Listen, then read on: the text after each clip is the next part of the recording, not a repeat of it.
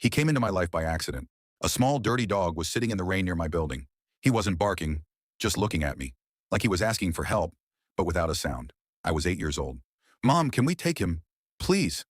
She didn't want to at first. We barely had enough money as it was. But then she looked at him and gave in. "Okay, but you're responsible for him." I named him Ray. From that day on, he became everything to me. Not just a dog, my best friend. The one who's always there. The one who gets happy just because you walked into the room. The one who sits next to you in silence when you feel broken. I was often alone. My mom worked late. My dad had been gone for a long time. But Ray, he was always with me. We ate together, slept together, watched the snow fall through the window together. I thought it would always be like that. But one evening, everything changed. My mom was late at work. I was home alone. I decided to heat up some food. I'd seen my mom do it 100 times. I put a pot on the stove and went back to my room with Ray. A few minutes later, I smelled smoke.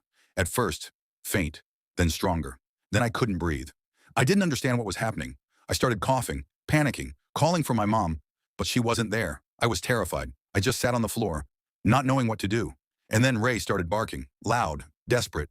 He pulled on my sleeve, bit my hoodie, wouldn't let me stay there. I was crying. I didn't want to move, but he didn't give up. He forced me to stand. He ran to the door, then back to me, then to the door again.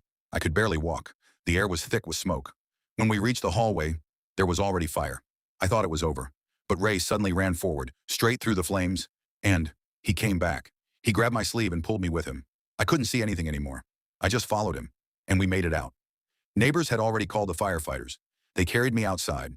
I was coughing, shaking, but I was alive. And the first thing I said was, "Where's Ray? Where is my dog?" But he didn't come out. They found him later. He was lying near the door. He went back for me, a second time, but didn't make it out.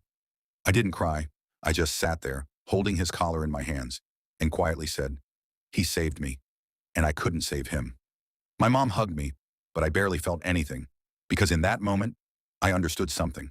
Sometimes the ones who can't speak love you the most.